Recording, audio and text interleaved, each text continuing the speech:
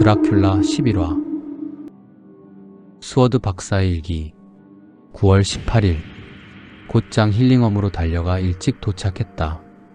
마차를 정문에 세워두고 혼자 진입로를 걸어 올라갔다. 루시나 부인을 깨울까봐 조심스럽게 노크하고 초인종을 눌렀다. 하인이 문을 열어주기를 바랐다. 한참을 기다려도 아무 반응이 없었다. 다시 노크하고 초인종을 눌렀지만 여전히 아무 대답이 없었다. 벌써 10시가 됐는데 이 시간에 자고 있다니. 하인들의 게으름을 탓하며 더 참을성 없이 두드렸지만 역시 마찬가지였다. 그때까지는 하인들만 탓했는데 이제 끔찍한 공포가 엄습하기 시작했다. 이 적막함이 우리를 조여오는 운명의 사슬에서 또 하나의 고리인 것은 아닐까? 내가 너무 늦게 도착한 죽음의 집인 것은 아닐까? 루시가 또다시 그 끔찍한 발작을 일으켰다면 단 몇 분, 몇 초의 지체도 몇 시간의 위험을 의미할 수 있다는 것을 나는 알고 있었다. 어딘가 들어갈 수 있는 곳이 없나 찾으며 집 주위를 돌았다. 어디에도 들어갈 방법이 없었다. 창문과 문이 모두 잠겨 있었다. 다시 현관으로 돌아오는데 빠르게 달려오는 말발굽 소리가 들렸다.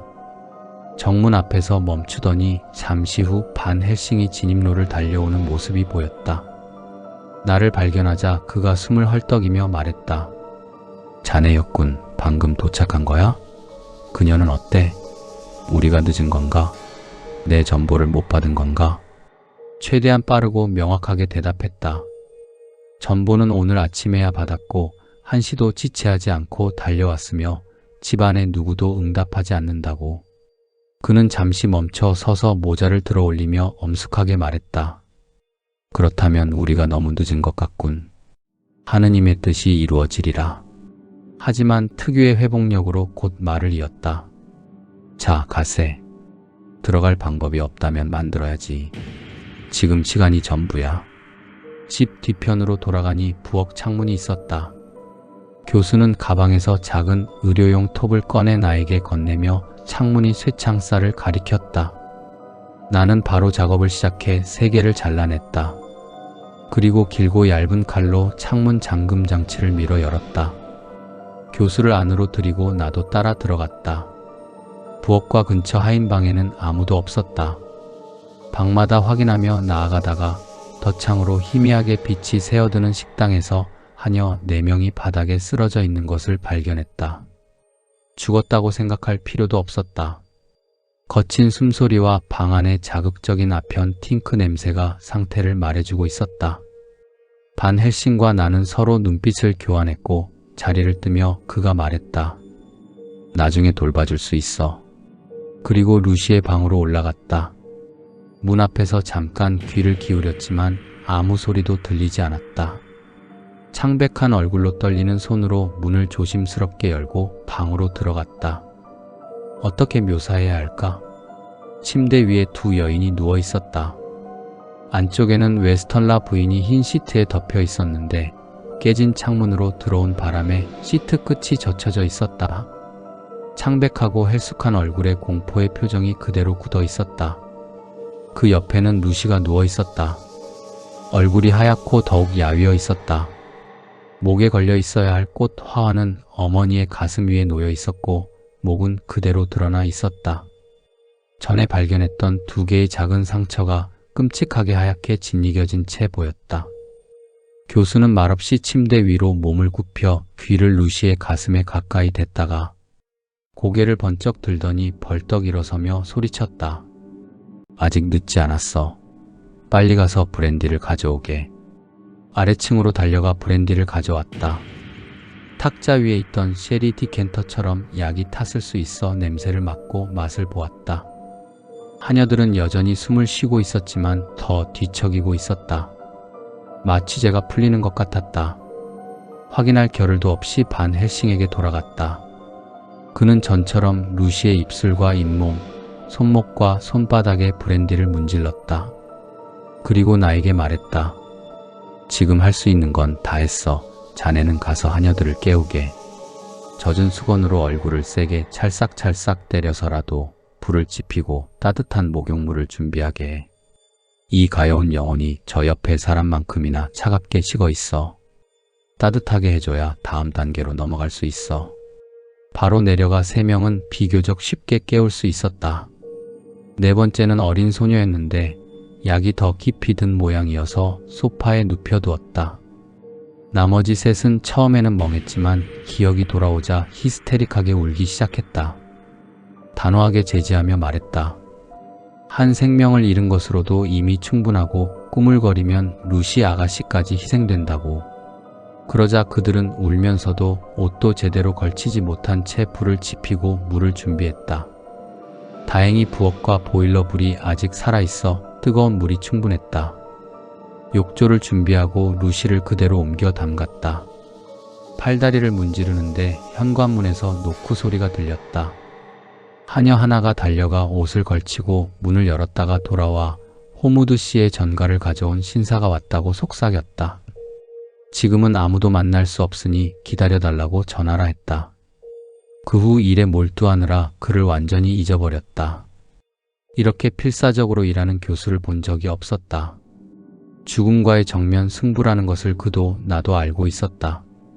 잠깐 멈춘 사이에 그렇게 말했더니 그가 이해하기 어려운 말로 하지만 이제껏 본 중 가장 단호한 표정으로 대답했다. 그게 전부라면 나는 지금 여기서 멈추고 그녀가 평화롭게 쓰러지도록 놔둘 거야. 그녀의 삶의 지평선에 빛이 보이지 않으니까. 그러면서 그는 더욱 맹렬하게 일을 계속했다. 서서히 따뜻함이 효과를 내기 시작했다. 청진기에 루시의 심장 소리가 조금씩 더 분명하게 들렸고 배도 미세하게 움직였다. 반 헬싱의 얼굴이 환해지며 욕조에서 루시를 들어올려 뜨거운 시트로 감싸는 동안 말했다. 첫 번째 고지는 우리가 차지했어. 왕에게 체크를 걸었어. 루시를 미리 준비된 다른 방으로 옮겨 침대에 눕히고 브랜디 몇 방울을 목으로 넘겼다. 반 헬싱이 부드러운 실크 손수건을 그녀의 목에 묶는 것이 눈에 띄었다. 루시는 여전히 의식이 없었고 이제껏 본 것 중 가장 나쁜 상태이거나 그에 못지않았다. 반 헬싱은 하녀 하나를 불러 눈을 떼지 말고 곁을 지키라 이르고 나를 방 밖으로 불렀다. 어떻게 해야 할지 상의해야 해. 계단을 내려오며 그가 말했다. 홀에서 식당 문을 열고 들어가 문을 닫았다. 덧창은 열렸지만 블라인드는 내려져 있었다. 죽음의 예의를 언제나 엄격히 지키는 영국 하층 계급 여성들의 관습에 따른 것이었다. 방은 어둑했지만 우리 목적에는 충분했다. 반 헬싱의 굳은 표정에 당혹스러움이 섞여 있었다. 뭔가를 깊이 고민하는 것이 분명했다. 잠시 기다리자 그가 입을 열었다. 이제 어떻게 해야 할까? 도움을 어디서 구해야 하지? 또 수혈을 해야 하는데 빨리 하지 않으면 저 가여운 아이의 목숨이 1시간도 버티지 못할 거야. 자네도 지쳐있고 나도 지쳐있어. 저 하녀들은 믿기 어렵고 용기가 있을지도 모르겠어. 그녀를 위해 혈관을 열어줄 사람을 어디서 구해야 하나? 저는요. 소파에서 들려온 목소리였다. 그 목소리에 안도와 기쁨이 가슴을 가득 채웠다. 퀸시 모리스였다. 반 헬싱은 처음에 화들짝 놀랐지만 내가 퀸시 모리스에게 달려가자 그의 얼굴도 풀리며 눈빛이 밝아졌다. 어떻게 여기에? 손을 맞잡으며 소리쳤다. 아트의 부탁으로 오게 되었지. 그가 전보를 건넸다. 수어드에게서 사흘째 소식이 없어 너무 걱정된다. 그렇지만 아버지 때문에 자리를 뜰 수 없다. 그러니 지체 말고 루시의 상태를 알아봐 달라는 내용이었다. 딱 맞춰 온 것 같군. 무엇을 해야 할지 말만 해줘. 반 헬싱이 성큼 다가가 그의 손을 잡고 눈을 똑바로 바라보며 말했다. 여자가 어려움에 처했을 때 용감한 남자의 피가 이 세상에서 가장 좋은 것이오. 당신은 진정한 남자요. 악마가 온 힘을 다해 우리를 방해해도 하느님은 필요할 때 우리에게 사람을 보내주시는군. 또다시 그 끔찍한 수술이 행해졌다. 세세히 기록할 엄두가 나지 않는다. 루시는 끔찍한 충격을 받은 상태였고 그것이 이전보다 더 심하게 타격을 주고 있었다. 충분한 피가 혈관으로 들어갔지만 몸이 이전만큼 반응하지 않았다. 삶으로 되돌아오려는 그녀의 사투는 보고 듣기에 참혹했다. 그래도 심장과 폐의 상태가 나아졌고 반 헬싱이 전처럼 모르핀을 피하 주사했다. 효과가 있었다. 기절 상태가 깊은 잠으로 이어졌다. 교수가 지키는 동안 나는 퀸시 모리스와 아래층으로 내려갔다. 하녀 한 명을 보내 기다리던 마차 요금을 치르게 했다. 퀸시에게 와인 한 잔을 마시게 하고 눕혀두었다. 요리사에게는 든든한 아침을 준비하라고 일렀다. 그때 문득 생각이 나서 루시가 있는 방으로 다시 올라갔다. 조용히 들어가니 반 헬싱이 쪽지 몇 장을 손에 들고 생각에 잠겨 있었다. 이미 읽은 것이 분명했고 이마에 손을 짚은 채 묵상하고 있었다. 의욕이 풀린 사람의 굳은 만족감이 얼굴에 배어 있었다. 그는 쪽지를 내밀며 한마디만 했다. 욕조로 옮길 때 루시의 가슴에서 떨어진 거야. 읽고 나서 교수를 바라보다가 물었다. 도대체 이게 무슨 의미입니까? 그녀가 미쳤던 건가요? 아니면 지금도 미친 건가요? 아니면 이게 무슨 끔찍한 위험인 건지? 너무 혼란스러워 더 할 말이 없었다. 반 헬싱이 손을 내밀어 쪽지를 가져가며 말했다. 지금은 신경 쓰지 말게. 지금은 잊어버려. 때가 되면 다 알게 될 거야. 하지만 그건 나중 일이야. 자네가 나에게 하려던 말이 뭐였나? 그 말에 정신이 돌아왔다. 사망 진단서 문제입니다. 제대로 처리하지 않으면 검시가 열릴 수 있고 그 쪽지가 증거로 제출될 수 있어요. 검시가 열리지 않기를 바랍니다. 열린다면 다른 무엇보다 루시에게 치명적일 테니까요. 웨스턴라 부인께서 심장병이 있었다는 것을 우리도 알고 담당 의사도 알고 있습니다. 심장병으로 사망했다고 증명할 수 있어요. 지금 바로 진단서를 작성하면 제가 직접 호적 담당관에게 가져가고 장의사에게도 들르겠습니다.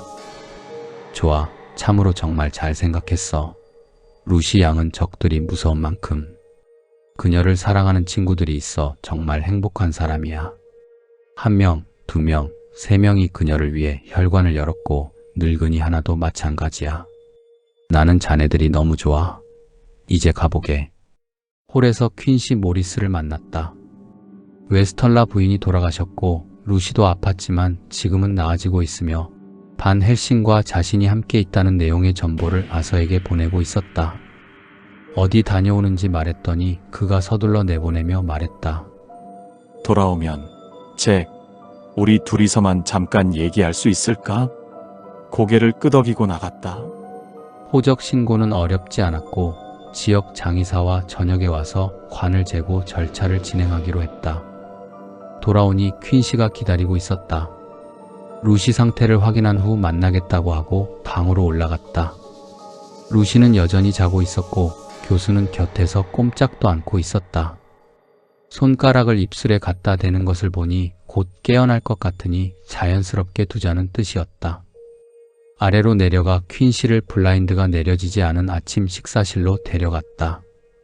다른 방들보다 조금 더 밝고 덜 침울한 곳이었다. 단둘이 되자 그가 말했다.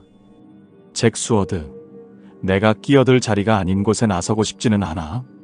하지만 이건 보통 일이 아니잖아. 내가 그 아가씨를 사랑했고 결혼하고 싶었다는 걸 자네도 알지. 이제 다 지난 일이지만 그래도 걱정이 되는 건 어쩔 수가 없어. 대체 뭐가 문제인 거야? 네덜란드 사람 정말 대단한 노인이더군. 한눈에 알아봤어.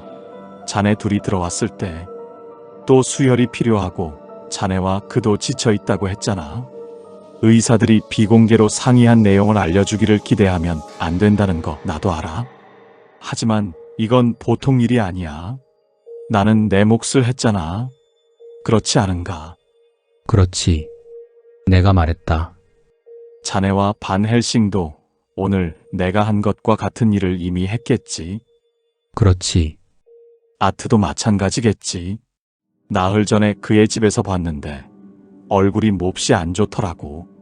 내가 팜파스에서 아끼던 앞말이 하룻밤 사이에 쓰러지는 걸 봤는데 그때 이후로 이렇게 빨리 망가지는 건 처음 봐. 밤에 뱀파이어라는 큰 박쥐가 달려들었는데 피를 잔뜩 빨아먹고 혈관까지 열어놓은 탓에 피가 너무 없어서 일어서지도 못하게 됐고 내가 총으로 끝내줘야 했어. 사랑하는 여인을 둘러싼 끔찍한 수수께끼를 전혀 모르는 채로 그녀를 걱정하는 고통 속에 있었다. 마음이 무너질 것 같은 것을 그의 대단한 남자다움으로 억누르고 있었다. 잠시 망설였다.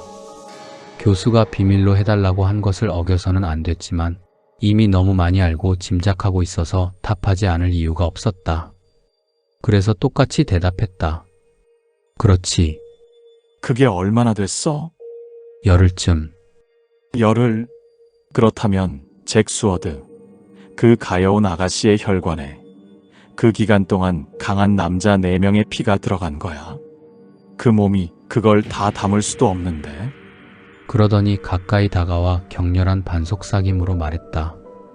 그럼 루시의 피를 빼간 건 뭐야? 나는 고개를 저었다. 그게 내가 말했다. 핵심이야. 반 헬싱도 거기서 막혀 있고 나도 영문을 모르겠어. 짐작조차 할 수가 없어. 루시를 제대로 지켜야 한다는 우리 계획을 번번이 틀어버린 작은 사건들이 연속으로 일어났어.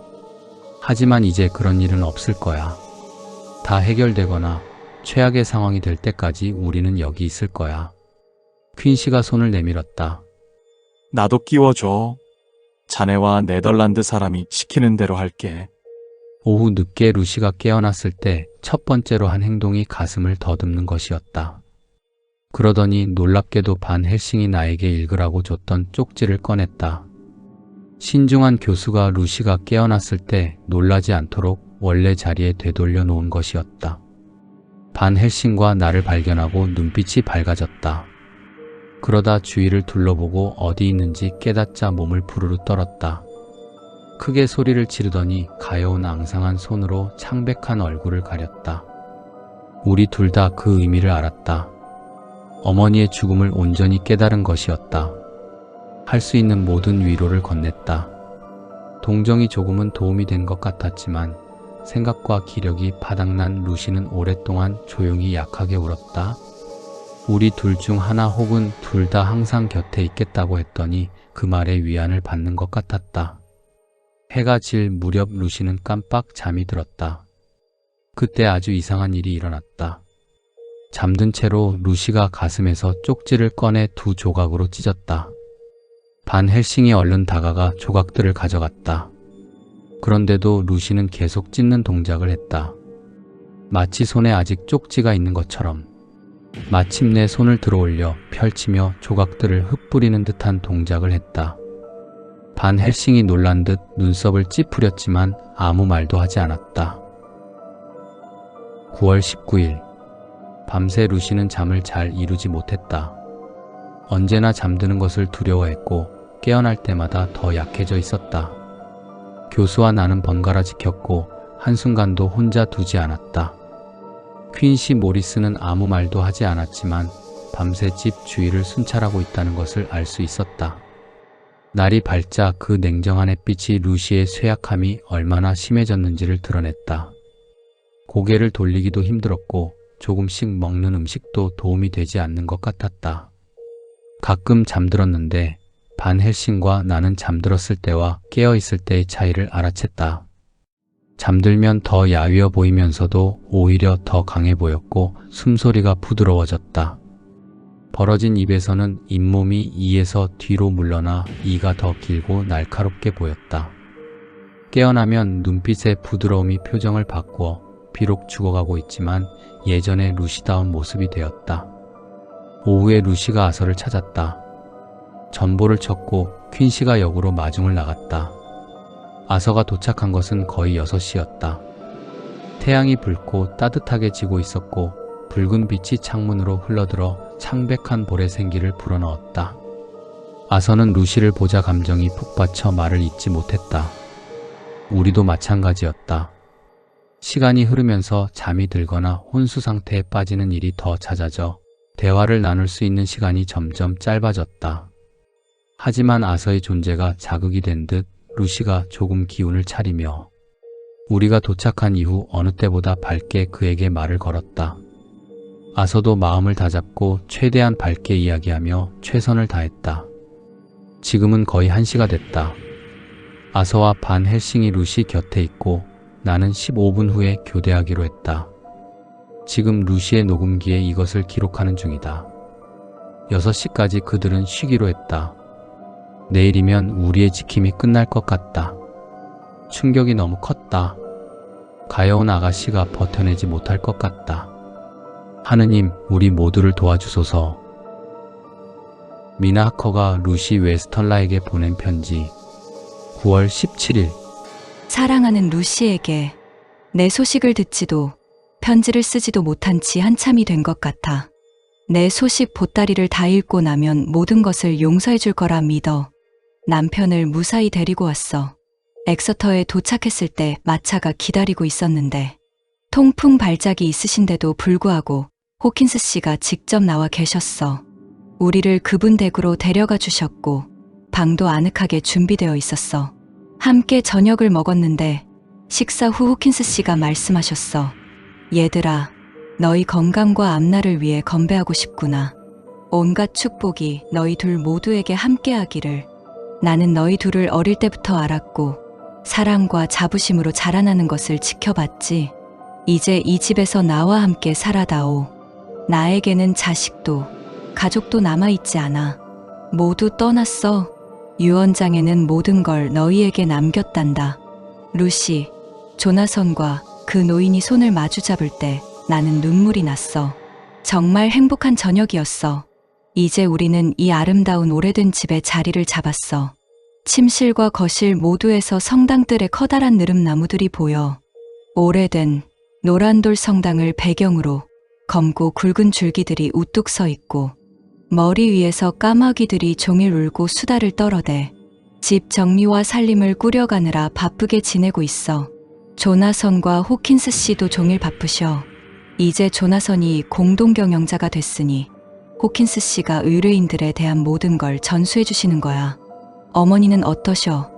며칠이라도 올라가서 만나고 싶은데 아직 이 어깨의 짐을 내려놓을 수 없고 조나선도 아직 돌봐야 해. 그래도 조금씩 살이 붙어가고 있어.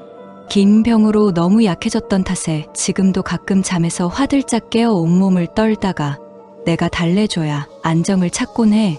하지만 감사하게도 날이 갈수록 그런 일이 줄어들고 있고 결국 완전히 사라질 거라 믿어. 내 소식은 이쯤 하고 이제 너의 소식을 물어봐야지. 언제 결혼하는 거야? 어디에서 누가 주례를 서고 드레스는 어떤 거야? 다 말해줘. 내 일이라면 무엇이든 다 소중하거든. 조나선이 공손한 인사를 전하래. 하지만 호킨스와 하커 사무소의 공동 경영자로서는 부족한 것 같아서 우리 셋이 서로 사랑하는 만큼 그냥 사랑을 전할게. 잘 있어. 사랑하는 루시.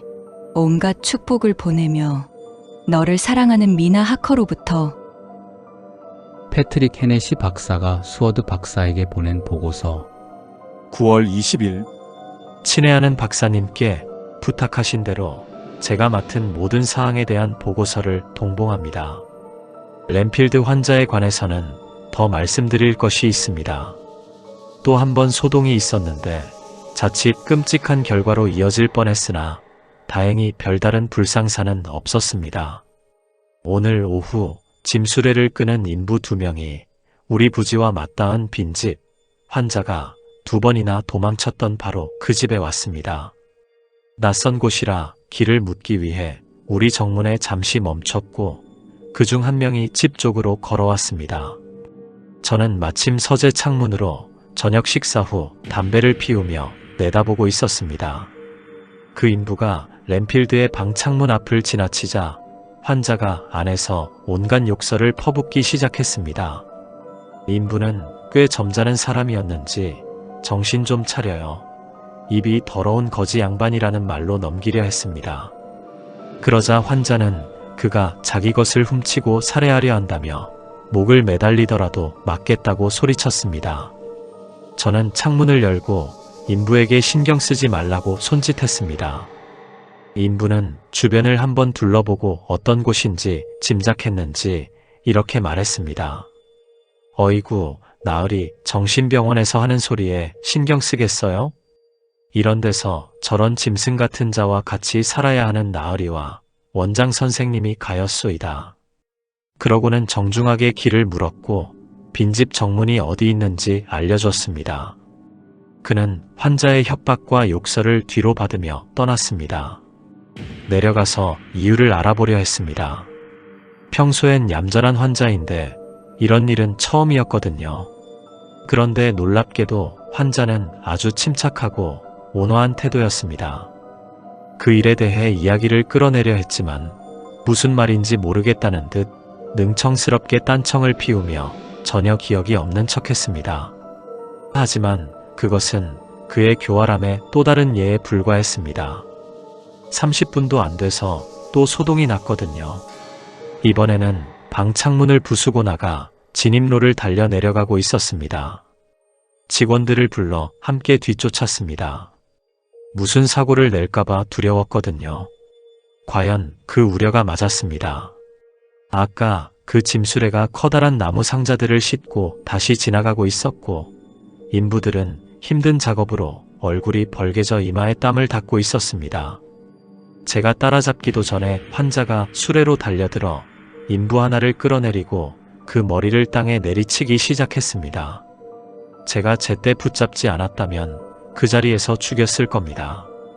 다른 인부가 뛰어내려 무거운 채찍 손잡이로 환자의 머리를 내리쳤습니다. 끔찍한 일격이었지만 환자는 아랑곳하지 않고 그 인부까지 붙잡아 우리 셋을 고양이 새끼 다루듯 이리저리 끌고 다녔습니다.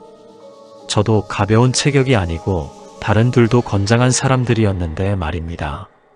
처음에는 말없이 싸우던 환자가 우리가 제압하기 시작하고 직원들이 구속복을 입히려 하자 소리치기 시작했습니다. 내가 막아주겠어. 내 것을 빼앗아가게 두지 않겠어. 조금씩 죽여가게 두지 않겠어. 나의 주인을 위해 싸우겠어. 그 외에도 온갖 횡설수설이 이어졌습니다. 상당한 어려움 끝에 집으로 데려와 격리실에 넣었습니다. 직원 하디가 손가락을 하나 부러뜨렸지만 제가 처치해줬고 잘 회복 중입니다. 인부 2명은 처음에 손해배상 소송을 하겠다고 크게 떠들었습니다. 하지만 허약한 미치광이 하나한테 둘이 당했다는 것에 간접적으로 사과하는 기색도 있었습니다. 무거운 상자들을 들어 올리느라 힘을 다 써버리지 않았다면 금방 제압했을 거라고 했습니다. 또 작업 현장 근처에 마땅히 목을 축일 곳이 없어 너무 목이 말랐다는 것도 페인으로 꼽았습니다. 무슨 말인지 충분히 알아들었습니다. 독한 술을 한 잔, 아니 2잔 대접하고 금화 한 입씩 쥐어줬더니 언제 그랬냐는 듯 웃으며 이런 훌륭한 나리를 만나는 즐거움을 위해서라면 더 심한 미치광이라도 상대하겠다고 했습니다. 혹시 필요할 경우를 대비해 이름과 주소를 받아뒀습니다. 그레이트 워러스, 킹 조지 로드 더딩스 렌트의 잭 스몰렛, 베스널 그린가이드 코트 피터 팔리로우의 토머스 스넬링입니다. 둘 다 소호 오렌지 마스터야드의 해리스 앤 선즈, 이사 운송회사 직원입니다. 앞으로도 이곳에서 주목할 만한 일이 생기면 보고 드리겠으며 중요한 일이 있으면 즉시 전보를 보내겠습니다. 박사님의 신실한 패트릭 케네시.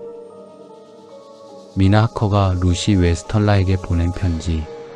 9월 18일 사랑하는 루시에게 우리에게 슬픈 일이 생겼어. 호킨스 씨가 갑자기 돌아가셨어. 어떤 사람들은 그리 슬프지 않을 수도 있겠지만 우리 둘 다 이미 너무나 사랑하게 됐던 분이라 진짜 아버지를 잃은 것 같아. 나는 아버지도 어머니도 없이 자랐으니 이 다정한 노인의 죽음이 더욱 크게 느껴져. 조나선도 몹시 힘들어하고 있어. 평생 자신을 도와주고 마지막에는 친아들처럼 대해주며 우리 같은 소박한 사람들로서는 꿈도 꾸지 못할 재산을 물려주신 그분에 대한 깊은 슬픔도 있지만 조나선은 또 다른 이유로 힘들어해. 그 막중한 책임감이 자신을 짓누른다고 해. 스스로를 의심하기 시작했어. 기운을 북돋아 주려 하고 내가 그를 믿는다는 것이 그가 자신을 믿는 데 도움이 되고 있어. 하지만 바로 이 점에서 그가 겪은 심한 충격의 여파가 가장 크게 나타나고 있어. 착하고 순수하고 고귀하고 강한 그의 성품. 몇 년 만에 사무원에서 동업자의 자리에 오를 수 있게 해준 그 성품이 이렇게 상처를 입어 그 힘의 본질이 흔들리고 있다는 게 너무 가슴 아파. 내 행복한 시간에 내 걱정으로 부담을 줘서 미안해. 하지만 루시, 누군가에게 털어놓아야 해. 조나선 앞에서 씩씩하고 밝은 척하는 게 나도 벅차거든. 여기엔 속마음을 나눌 사람이 없어. 모레 런던에 올라가야 하는 게 두렵기도 해. 호킨스 씨 유언에 따르면 아버지 묘에 함께 묻혀야 하거든. 가족이 아무도 없으니 조나선이 상주가 되어야 해. 잠깐이라도 내게 들릴 수 있으면 좋겠어. 걱정 끼쳐서 미안해. 온갖 축복을 담아. 너를 사랑하는 미나 하커. 스워드 박사의 일기 9월 20일. 오늘 밤 일기를 쓸 수 있는 건 의지와 습관의 힘뿐이다. 너무 비참하고 너무 침울하고 삶을 포함한 이 세상 모든 것이 지긋지긋해서 지금 당장 죽음의 천사가 날개를 퍼덕이며 다가온다 해도 두렵지 않을 것 같다. 그리고 그 날개는 요즘 정말 쉬지 않고 퍼덕이고 있다. 루시의 어머니, 아서의 아버지, 그리고 이제는 그냥 일을 계속해야겠다. 제때 반헬싱과 교대의 루시 곁을 지켰다. 아서도 쉬어야 한다고 했지만 처음에는 거부했다. 내일 낮에 우리를 도와야 하고 루시를 위해 모두가 쓰러지지 않으려면 쉬어야 한다고 설득하자 겨우 동의했다. 반 헬싱이 아서에게 아주 다정하게 말했다. 자, 이복에 나와 함께 가세. 아프고 지쳐있고 많은 슬픔과 정신적 고통을 겪었어. 혼자 있어서는 안 돼. 혼자 있으면 두려움과 불안만 가득할 테니 거실에 가자. 큰 난로가 있고 소파도 둘 있어. 하나의 자네가 눕고 하나의 내가 눕자. 말을 하지 않아도 잠이 들어도 서로의 존재가 위안이 될 거야. 아서는 그를 따라가면서 베개 위에 누워있는 루시의 얼굴을 향해 오랫동안 눈길을 남겼다. 베개의 흰 린넨만큼이나 하얀 얼굴이었다. 루시는 아주 고요히 누워있었다. 방 안을 둘러보며 이상이 없는지 확인했다. 교수가 이 방에서도 다른 방에서처럼 마늘을 사용했다는 것이 보였다. 창틀 전체에서 마늘 냄새가 진동했고 반 헬싱이 목에 감아준 실크 손수건 위로 같은 꽃들로 만든 투박한 화환이 걸려 있었다. 루시는 다소 거친 숨을 쉬고 있었고 벌어진 입에서 창백한 잇몸이 드러나 있어 얼굴이 가장 나빠 보였다. 희미한 불확실한 빛 속에서 이가 아침보다 더 길고 날카롭게 보였다. 특히 빛의 장난인지 송곳니가 유난히 길고 날카롭게 느껴졌다. 곁에 앉아있는데 루시가 불안하게 몸을 움직였다. 동시에 창문에서 둔탁하게 퍼덕이는 소리가 났다. 블라인드 모서리를 살짝 들고 내다봤다. 보름달이 환하게 떠 있었고 소리의 주인은 커다란 박쥐였다. 희미한 불빛에 이끌린 듯 빙빙 돌며 이따금 날개로 창문을 치고 있었다. 자리로 돌아왔을 때 루시가 조금 움직이다가 목에 걸린 마늘 화환을 뜯어냈다는 것을 발견했다. 최대한 제자리에 돌려놓고 계속 지켜봤다. 잠시 후 루시가 깨어났다. 반 헬싱이 지시한 대로 음식을 줬다. 조금밖에 먹지 않았고 그마저도 기운 없이 먹었다. 지금까지 그녀의 병에서 보였던 무의식적으로 삶과 기운을 향해 싸우는 모습이 이제는 느껴지지 않았다. 흥미로운 것은 의식이 돌아올 때마다 마늘꽃을 꼭 끌어안는다는 것이었다. 기이하게도 혼수 상태처럼 거친 숨을 쉴 때는 꽃을 밀어내고 깨어날 때는 꼭 움켜쥐었다. 긴 시간 동안 잠들었다 깨었다를 반복하면서 이 행동이 여러 번 반복됐기에 착각할 여지가 없었다. 6시에 반 헬싱이 교대를 하러 왔다. 아서는 그 사이 잠이 들었고 교수는 자비롭게 그냥 자게 두었다. 루시의 얼굴을 보자마자 그가 날카롭게 숨을 들이켜는 소리가 들렸다. 그가 낮고 급하게 말했다. 블라인드를 올려. 빛이 필요해. 그러고는 루시의 얼굴에 거의 닿을 듯 몸을 굽히고 꼼꼼히 살폈다. 꽃을 치우고 목에 실크 손수건을 들어 올렸다. 그 순간 그가 뒤로 움찔하며 맙소사 라는 외침이 목 속으로 묻혔다. 나도 몸을 굽혀 살폈다. 그 순간 이상한 한기가 온몸을 스쳤다. 목의 상처가 완전히 사라져 있었다. 반 헬싱은 꼬박 5분 동안 가장 엄숙한 표정으로 루시를 바라보았다. 그러고는 나를 돌아보며 차분하게 말했다. 죽어가고 있어. 이제 오래지 않았어. 그녀가 의식이 있는 상태에서 죽느냐, 잠든 채로 죽느냐는 크게 다를 거야. 저 가여운 청년을 깨워 마지막을 볼 수 있게 해줘야 해. 그는 우리를 믿고 있고 우리는 약속을 했으니까. 식당으로 내려가 아서를 깨웠다. 잠깐 멍한 표정이었다가 덧창 틈으로 햇살이 스며드는 것을 보고 늦잠을 잔 줄 알고 당황했다. 루시는 아직 자고 있지만 반 헬싱과 나 모두 끝이 가까워졌다고 생각한다는 것을 최대한 부드럽게 전했다. 아서는 손으로 얼굴을 가리고 소파 옆 바닥에 무릎을 꿇었다. 한동안 고개를 숙이고 기도했고 어깨가 슬픔으로 떨렸다. 손을 잡아 일으켜 세웠다. 자, 이제 가자. 용기를 내. 그녀를 위해 그게 최선이야. 루시의 방에 들어서니 반 헬싱이 특유의 세심함으로 방을 정돈하고 모든 것을 최대한 아름답게 꾸며놓은 것이 보였다. 루시의 머리카락도 빗어서 베개 위에 예전의 물결처럼 펼쳐놓았다. 들어서자 루시가 눈을 뜨고 아서를 보더니 나직하게 속삭였다. 아서, 오, 내 사랑, 와줘서 너무 기뻐요. 그가 몸을 굽혀 키스하려는 순간 반 헬싱이 손을 들어 막았다. 안 돼요. 그가 속삭였다. 아직은 손을 잡아요. 그게 더 위안이 될 거예요. 아서는 루시의 손을 잡고 곁에 무릎을 꿇었다. 루시는 천사 같은 눈빛이 부드러운 얼굴선과 어우러져 가장 아름다운 모습이었다. 그러다 서서히 눈이 감기며 잠속으로 쓰러졌다. 잠시 동안 가슴이 부드럽게 오르내리며 지친 어린아이처럼 숨을 쉬었다. 그리고 서서히 밤중에 보았던 그 기이한 변화가 찾아왔다. 숨소리가 거칠어지고 입이 벌어지며 잇몸이 뒤로 물러나 이가 전보다 훨씬 더 길고 날카롭게 보였다. 꿈인 듯 깨어있는 듯한 몽롱한 상태에서 눈을 떴다. 눈빛은 흐릿하면서도 동시에 딱딱했다. 그리고 지금까지 들어본 적 없는 관능적이고 부드러운 목소리로 말했다. 아서, 오, 내 사랑, 와줘서 너무 기뻐요. 키스해줘요. 아서가 열렬히 몸을 굽히는 순간 나와 마찬가지로 그 목소리에 놀란 반 헬싱이 맹수처럼 달려들었다. 두 손으로 아서의 목을 잡고 상상하기 어려운 힘으로 끌어당겨 방 저편으로 내팽개치다시피 했다. 목숨을 걸고서라도 안 돼. 그가 말했다. 당신의 목숨과 그녀의 영혼을 걸고서라도. 그리고 두 사람 사이에 사자처럼 버티고 섰다. 아서는 너무 황당해서 잠시 어찌할 바를 몰랐다. 하지만 폭력적인 충동이 일어나기 전에 상황과 때를 깨닫고 조용히 기다렸다.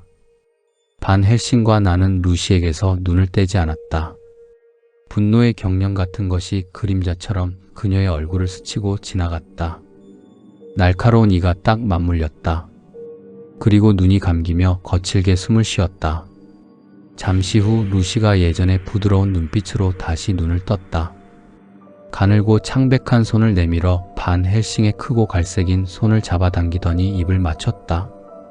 희미하지만 표현할 수 없는 애절함이 담긴 목소리로 말했다. 나의 진정한 친구, 나의 진정한 친구, 그리고 그의 친구도. 오, 그를 지켜주세요. 그리고 나에게 평화를 주세요. 맹세합니다. 그가 엄숙하게 그녀 곁에 무릎을 꿇고 손을 들어 올리며 말했다. 그러고는 아서를 돌아보며 말했다. 자, 이리 와요. 그녀의 손을 잡고 이마에 딱 한 번 키스하세요. 단 한 번만. 두 사람의 눈이 마주쳤다. 입술 대신 눈으로. 그렇게 그들은 작별을 고했다. 루시의 눈이 감겼다. 지켜보던 반 헬싱이 아서의 팔을 잡아 데려갔다. 그리고 루시의 숨소리가 다시 거칠어지더니 한순간에 멎었다. 이제 끝났어. 반 헬싱이 말했다. 그녀가 죽었어. 아서의 팔을 잡고 거실로 데려갔다. 아서는 주저앉아 손으로 얼굴을 가리고 흐느꼈다. 보는 것만으로도 가슴이 무너질 것 같았다. 다시 방으로 돌아가니 반 헬싱이 가여운 루시를 바라보고 있었다. 표정이 그 어느 때보다 굳어 있었다. 몸에 어떤 변화가 찾아왔다. 죽음이 그녀의 아름다움 일부를 돌려준 것이었다. 이마와 볼에 부드러운 선이 돌아왔고 입술에 죽음 같은 창백함도 가셨다. 마치 심장의 일을 마친 피가 죽음의 가혹함을 최대한 부드럽게 하기 위해 모여든 것 같았다. 우리는 그녀가 잠자며 죽어가는 줄 알았지만 그녀는 죽어가며 잠든 것이었다. 반 헬싱 곁에 서서 말했다. 이제 그녀는 마침내 평화를 찾았군요. 이걸로 끝입니다. 그가 나를 돌아보며 엄숙하게 말했다. 그렇지 않아. 아직 아니야. 이건 이제 시작일 뿐이야. 무슨 뜻이냐고 물었지만 그는 고개를 저을 뿐이었다. 지금 당장은 할 수 있는 게 없어. 기다리고 보게. 12화로 찾아옵니다. 좋아요, 구독으로 응원해주세요.